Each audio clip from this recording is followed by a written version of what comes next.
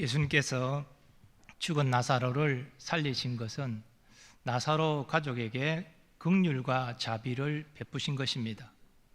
그러나 유대인의 눈으로 볼 때 이것은 기적입니다. 저들의 일반 상식으로 죽은 자가 살아나는 일이 있을 수가 없기 때문입니다. 그러므로 예수님의 의도대로 기적을 본 저들은 예수님을 하나님이 보내신 그리스도로 믿고 하나님께 영광을 돌려야 마땅합니다. 그러나 오늘 본문 내용은 사람들의 엇갈린 반응을 증거하고 있습니다.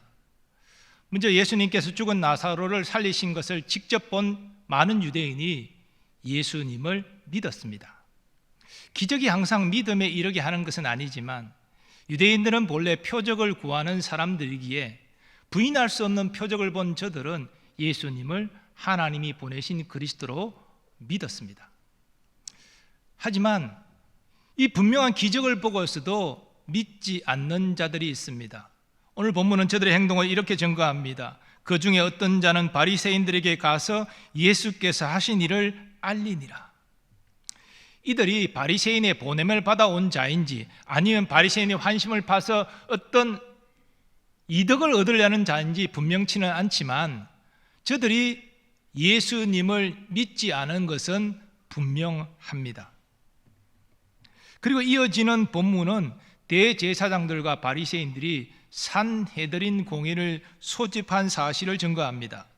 산헤드린 공회는 당시 사형, 선고, 집행 외에는 모든 사법적 처벌을 내릴 수 있는 유대인의 최고 사법 의결 기관입니다.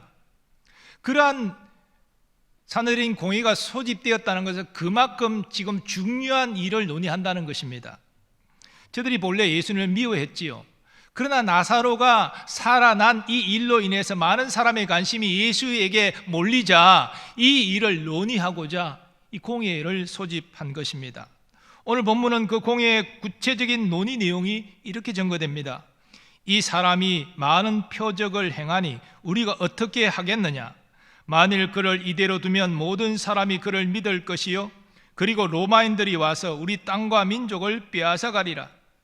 당시 이스라엘은 로마의 지배 아래에 있었습니다. 하지만 로마가 직접 통치하지 않고 분봉왕을 세워서 간접적으로 통치했지요. 그리고 종교에 대해서는 자율권을 허락하였습니다. 하지만 예수님이 행한 표적을 보고 많은 사람이 예수님을 따르게 되면 저들은 예수를 왕으로 세울 것이고 그러면 반드시 로마에 대적하게 된다는 것입니다. 그러면 로마가 가만히 있겠습니까? 로마 군인을 보내서 공격한다는 것이지요. 저들은 마치 민족을 염려하듯이 논의했지만 그러나 실상은 민족이 아니라 자기 자신의 지위와 기득권을 유지하도록 저들은 이런 논의를 하고 있는 것입니다. 이때 당시 대제사장인 가야바는 공회원들에게 이렇게 말합니다. 너희가 아무것도 알지 못하는도다. 한 사람이 백성을 위하여 죽어서 온 민족이 망하지 않게 되는 것이 너희에게 유익한 줄 생각하지 아니한도다. 가야바가 한 말의 핵심은 온 이스라엘 백성을 위해서 예수가 죽어야 한다는 것입니다. 아마도 예수의 문제와 관련해서 의견을 나눌 때에 다 일치된 의견은 아니었던 것 같습니다. 한쪽에서 예수를 죽여야 된다라고 말하지만 아니다, 표적을 행하는 선지자를 어떻게 죽일 수 있느냐, 이렇게 서로 상반된 의견들이 나누어진 것 같습니다. 그래서 대제사장으로서 의견을 정리하고 결론을 내리기 위해서 이런 말을 했던 것 같습니다. 이로 보아 당시에 더 많은 사람들이 예수를 죽이는 일에 그렇게 동의했다라고 볼 수 있겠습니다. 그런데 사도 요한은 가야바의 말에 이런 설명을 덧붙이고 있습니다. 이 말은 스스로 함이 아니요 그 해의 대제사장이므로 예수께서 그 민족을 위하시고 또 그 민족만 위할 뿐 아니라 흩어진 하나님의 자녀를 모아 하나가 되게 하기 위하여 죽으실 것을 미리 말함이러라. 분명히 대제사장 가야바는 자기를 위해서 또 민족을 위해서 예수가 죽어야 된다 이렇게 밝혔습니다. 하지만 하나님은 가야바의 입술을 통해서 예수님이 온 세상 죄인의 구원을 위해서 죽으실 것을 예고하게 하셨습니다. 실로 하나님은 악한 자를 통해서도 하나님의 뜻을 이루십니다. 그러나 산헤드린 공회의 원들은 이런 하나님의 뜻을 알지 못했습니다. 그래서 그날부터 예수를 죽이고자 모의하였습니다. 저들은 하나님의 영광을 위해서가 아니라 자신의 기득권을 지키기 위해서 예수를 죽이고자 했습니다. 그래서 예수님은 예루살렘에 더 머물 수 없어서 제자들과 함께 예루살렘부터 북쪽으로 15km 정도 떨어진 에브라임이라는 동네로 가 머무셨습니다. 예수님이 그렇게 하신 것은 유대 종교 지도자들을 무서워했기 때문이 아닙니다. 아직 예수님이 죽으실 때가 되지 않았기 때문입니다. 예수님은 지금 자신의 계획과 시간표대로 움직이는 것이 아닙니다. 하늘 아버지의 계획과 시간표대로 움직이고 계신 것입니다. 그러므로 에브라임 동네에 계속 머무신 것은 아니고 잠시 머무시다가 이후에 성경의 내용은 순회 전도 사역을 지속하셨다, 그렇게 말합니다. 그리고 이제 때가 되었습니다. 유월절이 가까웠습니다. 유월절은 유대인에게 3대 명절 중에 하나로 매우 중요한 절기지요. 그래서 사람들은 유월절 전에 자신을 성결하게 하기 위하여 예루살렘으로 올라갔습니다. 자신이 부정해지면 유월절에 예루살렘으로 올라갈 수 없기 때문에, 그 절기에 참여할 수 없기 때문에 미리 와서 자신을 정결하고 준비하느라고 일찍 사람들은 예루살렘으로 몰려왔습니다. 모인 사람들이 서로 예수님에 대하여 말합니다. 예수님이 과연 명절에 올까? 이들 중에는 예수님이 말씀하시는 것을 들은 사람도 있을 것이고, 또 예수님이 행하신 기적을 본 사람도 있을 것입니다. 아니면 정말 예수님에 대한 소문을 많이 들은 사람도 있을 것입니다. 그래서 예수님에 대하여 기대하고 우호적인 사람도 있을 것이고, 그러나 반면에 예수님을 배척하고 부정적으로 생각하는 이도 있을 것입니다. 근데 오늘 본문은 이미 예루살렘의 산헤드린 공회의 결정사항이 알려졌다는 사실을 이렇게 증거합니다. 이는 대제사장과 바리새인들이 누구든지 예수 있는 것을 알거든 신고하여 잡게 하라 명령하였음이르라. 그러니까 예수가 올까? 이렇게 말하는 사람은 이 산헤드린 공회의 결정사항에 따라서 예수를 보게 되면 고발하여 붙잡게 하려고 이런 말을 한 것이지요. 그러므로 6월절에 예수님이 예루살렘에 가시는 것은 매우 위험한 일이었습니다. 사랑하는 여러분, 성경이 증거하는 구원의 길은 하나님과 주 예수님을 믿는 것입니다. 우리가 사도신경의 고백을 하는 대로 나는 창조주 하나님을 믿습니다. 나는 나를 섭리하시는 하나님을 믿습니다. 또 하나님이 보내신 유일한 나의 구원자 예수 그리스도를 믿습니다. 이 믿음으로 구원에 이르는 것입니다. 그런데 이 구원의 믿음은 성경 지식으로, 세상 지식으로, 종교적 열심으로 얻을 수 있는 것이 아닙니다. 오늘 본문의 유대 종교 지도자들을 보면 그들은 성경 박사였습니다. 성경을 암송하고 성경을 가르치는 이들이었습니다. 또 하나님을 경외하는 일에 자신감을 가지는 종교적 열심이 특출한 사람들이었습니다. 율법을 613개로 나누어서 세분하여 지키는 일에 열심을 냈던 사람들이 바로 그들입니다. 그런데도 저들은 하나님이 보내신 구원자 예수 그리스도를 알아보지 못했습니다. 영접하기는커녕 오히려 미워했고 이제는 잡아 죽이려고 모의했습니다. 세상 지식, 성경 지식, 종교적 열심으로 구원받지 못한다는 것이죠. 그러면 어떻게 사람에게 구원의 믿음이 생깁니까? 어떻게 하나님과 주 예수님을 믿어 구원받을 수 있습니까? 바로 하나님의 은혜가 있어야 합니다. 에베소서는 다음과 같이 믿음으로 말미암는 구원은 하나님의 은혜가 필요함을 증거합니다. 너희는 그 은혜에 의하여 믿음으로 말미암아 구원을 받았으니 이것은 너희에게서 난 것이 아니요 하나님의 선물이라. 행위에서 난 것이 아니니 이는 누구든지 자랑하지 못하게 함이라. 이 말씀에서 은혜에 의하여 믿음으로 말미암아 구원을 받았다는 말이 중요한데요, 이 말은 은혜 때문에 믿음을 통하여 구원받았다는 의미입니다. 즉 하나님의 은혜가 각 사람을 믿음으로 말미암아 구원에 이르게 했다는 것입니다. 이런 의미에서 믿음은 우리를 구원에 이르게 하는 수단이 되지만 그 믿음을 포함하여 구원을 주는 그러한 근거는 바로 하나님의 은혜라는 것입니다. 그래서 우리의 구원을 위해서는 반드시 은혜가 먼저 임해야 하는 것입니다.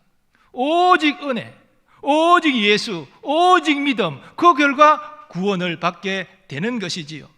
그러므로 이 시간 우리를 구원에 이르게 하는 하나님의 은혜를 깊이 숙고하고자 합니다.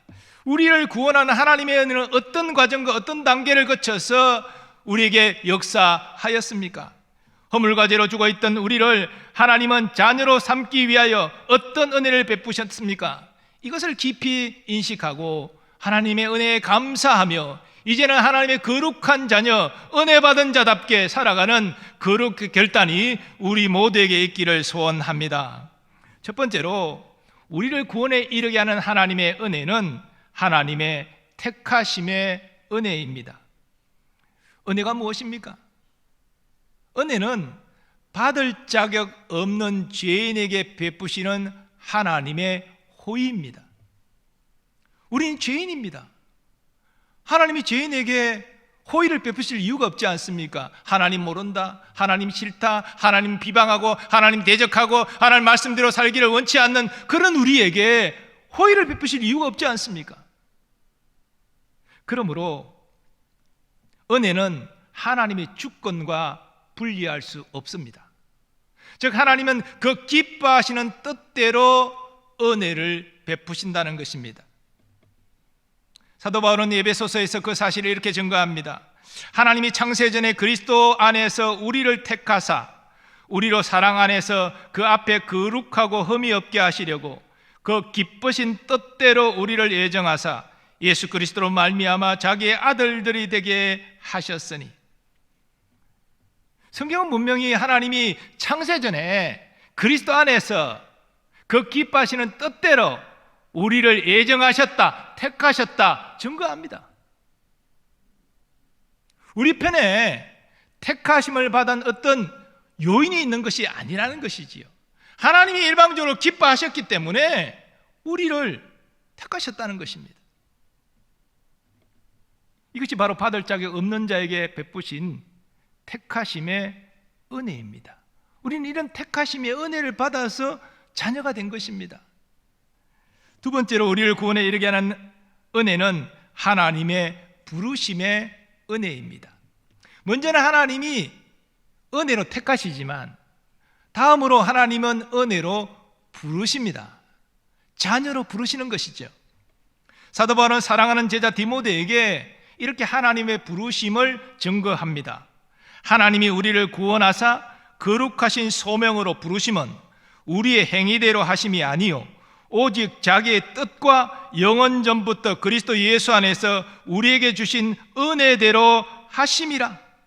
하나님의 택하심도 은혜지만 부르심도 은혜라는 것입니다. 자기 뜻에 따라서 부르신다는 것이죠. 우리가 착한 행위를 했기 때문이 아닙니다.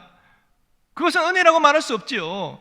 우리는 자격이 없지만 하나님을 사랑하지 않았지만 하나님이 우리를 사랑하사 은혜를 베풀어 주신 것입니다. 우리는 우리를 은혜로 부르신 하나님을 깨닫고 일생 하나님께 감사와 영광을 올려드려야 됩니다. 자, 그런데 하나님이 은혜로 부르시는 방편이 있습니다. 하나님은 무엇을 통하여 우리를 은혜로 부르십니까? 바로 그리스도의 복음입니다. 그러므로 믿음은 들음에서 나며 들음은 그리스도의 말씀으로 말미암았느니라. 그리스도의 말씀을 들음으로 믿음이 생긴다는 이 사도 바울의 증거는 바로 그리스도의 말씀, 그리스도의 복음이 하나님이 우리를 부르시는 방편이라는 사실을 깨닫게 합니다. 여러분 그렇지 않습니까?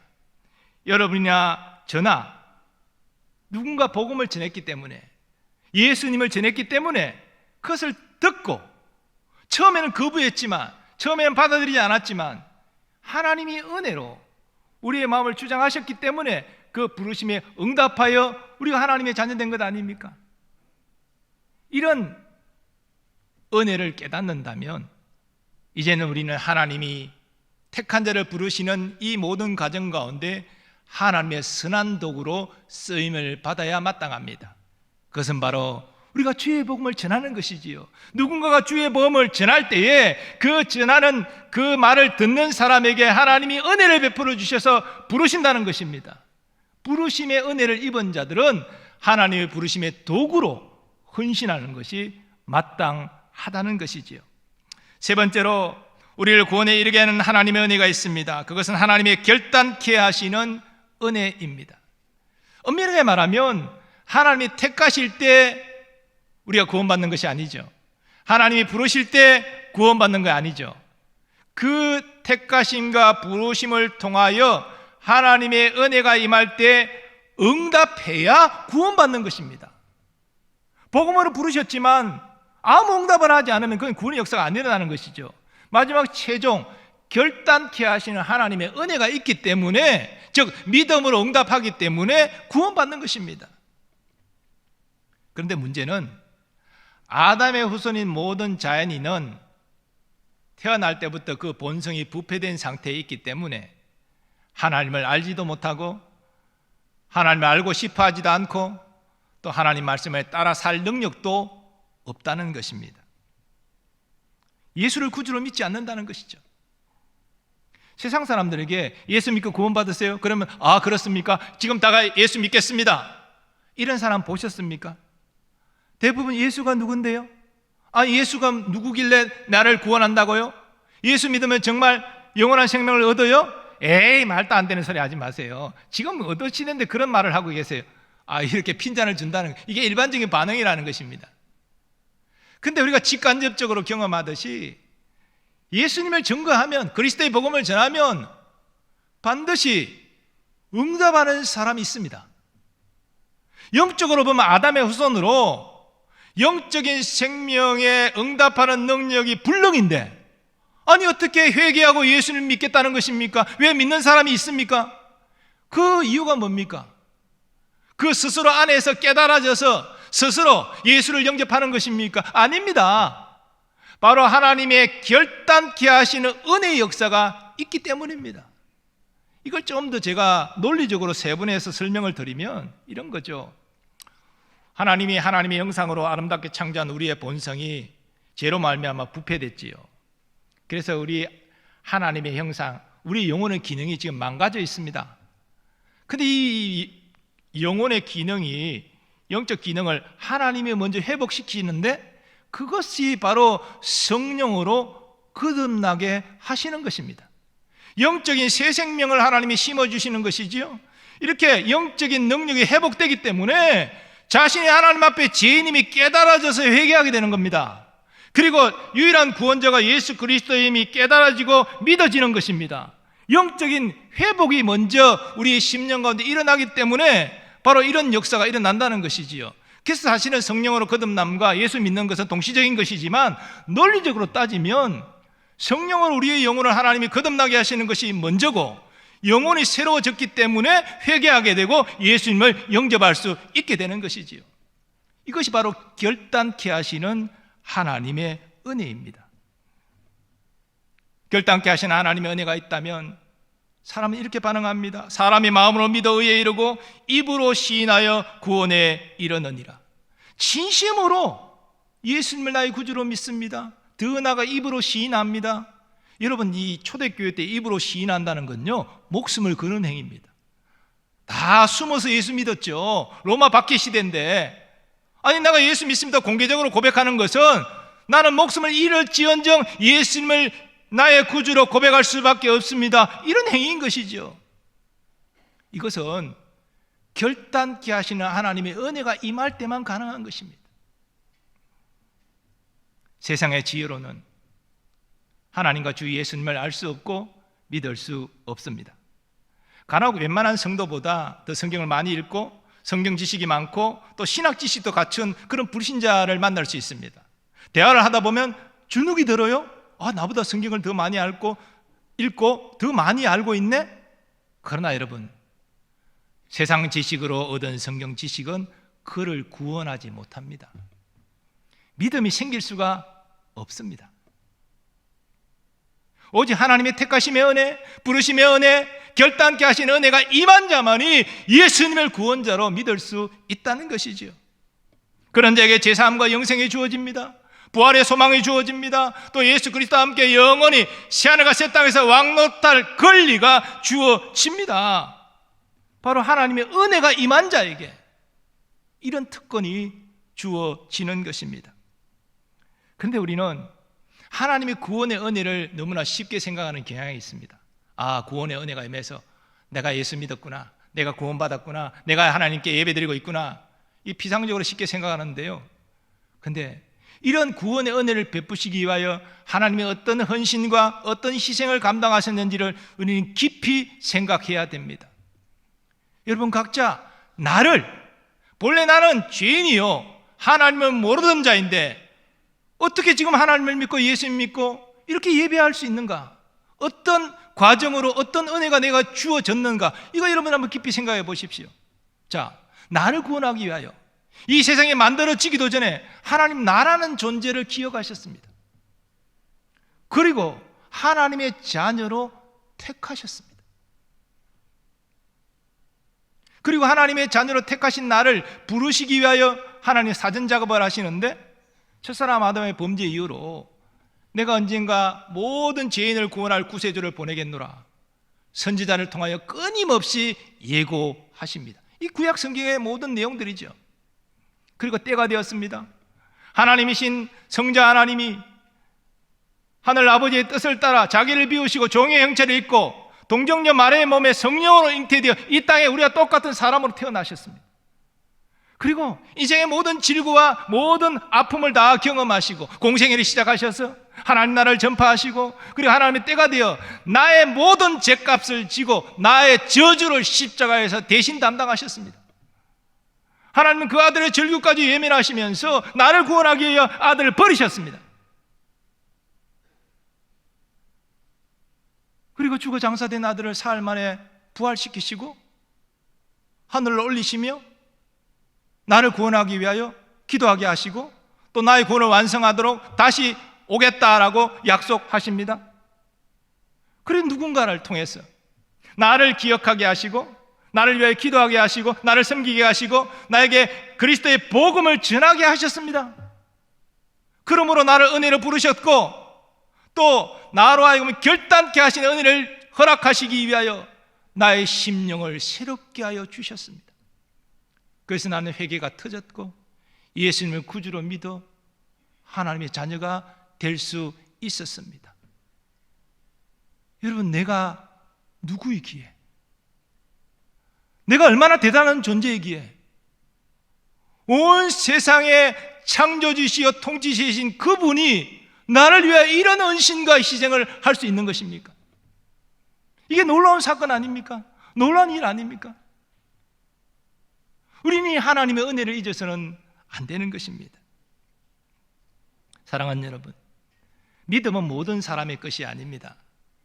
성경은 하나님이 모든 죄인이 회개하기를 원하신다고 분명히 증거하고 있지만, 그러나 우리가 아는 대로 모든 죄인이 회개하고 예수님 믿는 것 아니잖아요. 끝까지 예수 믿지 않고 이 땅의 삶을 마감하는 사람들이 얼마나 많습니까? 그런 의미에서 내가 예수 믿게 된 것은 하나님이 나를 택하시고 부르시고 결단케 하시는 은혜를 베푸셨기 때문임을 여러분들 기억하시기 바랍니다. 하나님이 내게 은혜 베풀어 주지 않았다면 나는 여전히 허물과 죄 가운데 죽어 있을 것입니다. 하나님의 멸망과 심판 받을 것입니다. 어떤 사람 또 말합니다. 아니, 하나님이 모든 사람에 다 은혜를 베풀어 주시지 왜 어떤 사람에게는 은혜 베풀어 주시고 어떤 사람은 베풀어 주시지 않습니까? 아니, 사람이 심판받고 지옥 가는 건 하나님 책임 아닙니까? 왜 그들에게 은혜 베풀어 주지 않습니까? 이렇게 따지는 사람들이 있어요. 이것은 전제가 잘못된 겁니다. 자, 모든 사람은 아담의 다 후손으로 본래 본성이 부패하여 다 죄를 짓습니다. 그래서 자기가 죄를 지어서 자기가 심판받고 지옥 가는 거예요. 여기에 하나님이 어떤 일을 하셨습니까? 일부러 죄를 짓게 하셨습니까? 내가 죄가 좋아서 육신을 따라 세상을 따라 살아가면서 죄를 짓고 그래서 심판받고 지옥 가는 거예요. 아무런 하나님 책임이 없습니다. 인간이 스스로 결정해서 스스로 그 길을 가는 거예요. 그런데 그렇게 가도 그냥 내버려둬도 하나님은 아무 문제가 없으신데, 근데 내가 저들을 만들었는데, 저들과 교제하고 예배받기 위하여 내가 만들었는데 저들이 나를 떠나서 나를 모른다 저렇게 가는구나. 긍휼히 여기셔서 하나님이 기뻐하시는 뜻대로 택하시고 부르시고 결단케 하시는 은혜를 베풀어 주셔서 하나님의 자녀로 삼으신 것입니다. 그러므로 이 은혜를 받은 사람은 하나님의 이 택하심과 부르심과 결단케 하시는 은혜에 대해 감사 영광을 돌려야 되지, 이렇게 택하심의 은혜, 부르심의 은혜, 결단케 하시는 은혜를 받은 자가 왜 다른 사람은 은혜 안 주셨습니까? 이렇게 하나님께 항의한다는 것은 은혜를 모르는 것이죠. 그리고 여러분, 지금 믿지 않는 우리 가족, 이웃 끝난 게 아닙니다. 마지막 호흡이 끊어지는 날까지 하나님의 택하심과 부르심과 결단케 하신 은혜의 역사, 기회가 남아 있습니다. 그러므로 우리가 누가 하나님이 택하시고 부르시고 결단케 하신 은혜를 베푸는지 모르기 때문에 우리는 기도해야 되고 복음 전해야 되고 하나님의 은혜를 사모해야 되는 것입니다. 그럴 때 하나님이 역사하시는 거예요. 사랑하는 여러분, 하나님의 은혜를 베풀어 주셔서 우리를 자녀 삼아 주셨다라는 것을 기억하시고 늘 감사하며 살아가는 여러분 되시기 바랍니다. 그리고 은혜와 사랑의 빚진 자로서 이제는 하나님의 자녀답게 살아가는 그런 거룩한 결심이 있기를 바라고, 여러분 일생 살아가는 동안 더욱 하나님의 은혜를 사모하고 그 은혜 가운데 살아가는 복이 있기를 예수님의 이름으로 축원합니다. 다 일어나셔서 우리 받은 말씀 생각하시면서 은혜로만 들어가네 은혜로만 선다네, 우리 가사 생각하시면서 함께 찬양하겠습니다.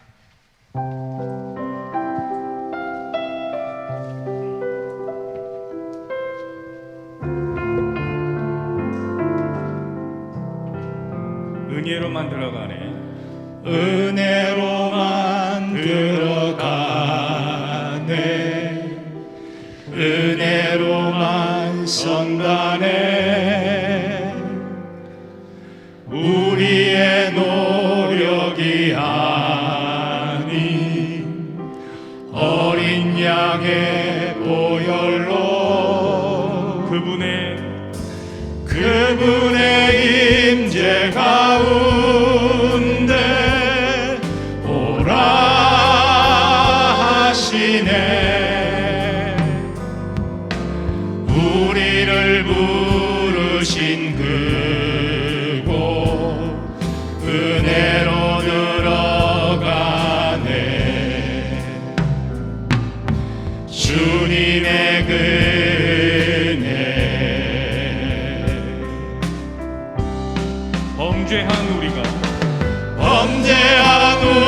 우리가 어찌 서리요.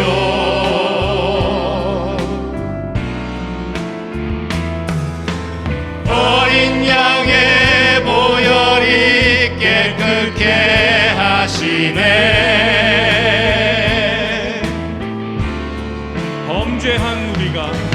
범죄한 우리가 어찌 서리요.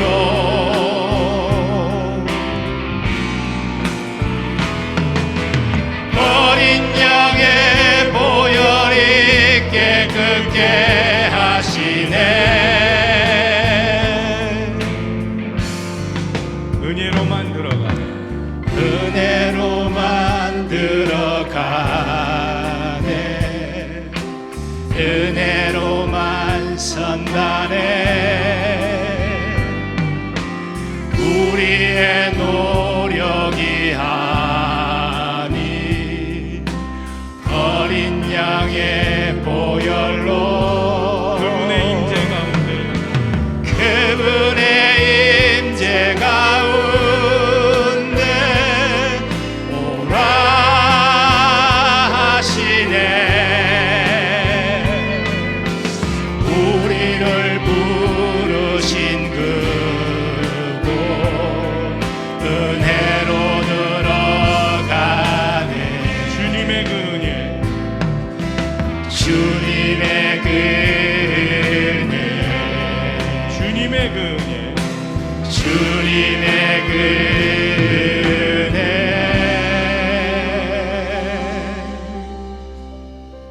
오늘 받은 말씀 생각하면서 함께 기도하기를 원합니다. 하나님, 나의 노력으로 구원받은 건 아님을 알았습니다. 나를 택하시고 부르시고 결단케 하시는 주의 은혜 때문에 내가 회개하고 예수님 믿고 하나님의 자녀가 될 수 있었습니다.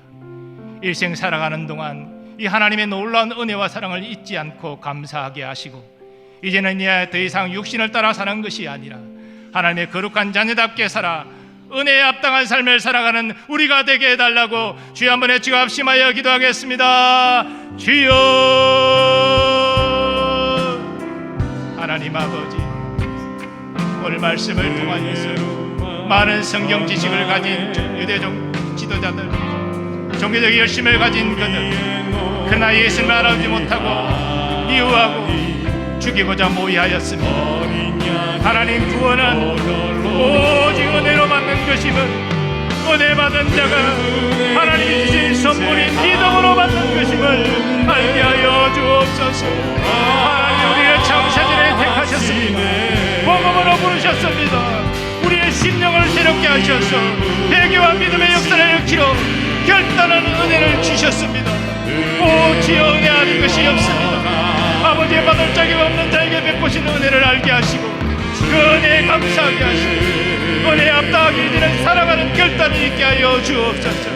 아버지, 육신을 따라 살아가는 어리석은 인생이 되지 않게 해주시고 은혜 받은 자답게 은혜에 합당하게 믿음으로 살게 하여 주옵소서. 주의 말씀 앞에 순종하여 거룩하게 살게 하시고 주의 복음을 전파하는 자로 살게 하여 주옵소서. 우리 교회가 은혜의 공동체를 이루기 원합니다. 은혜를 알고 하나님께 감사함으로 예배하고 은혜를 알고 섬기며 은혜를 알고 전도하는 그런 교회가 되게 하여 주셔서 은혜 충만을 통하여 아버지 주의 복을 받는 교회와 성도들 되게 하여 주옵소서. 오, 주의 역사하시고 오, 주의 함께하여 주시옵소서. 아버지 하나님, 감사합니다.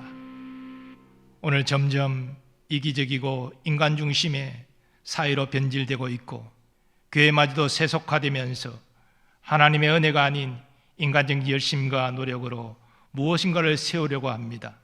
오늘 말씀을 통하여서 하나님이 우리를 택하시고 부르시고 결단케 하시는 은혜, 더 나아가 구원받은 자답게 살아갈 수 있도록 도우시는 은혜, 이 은혜가 우리를 바로 서게 하는 것을 깨달았사오니 하나님, 그 은혜에 감사하며 이제는 은혜 받은 자답게 믿음으로 응답하는 삶을 살게 하여 주옵소서.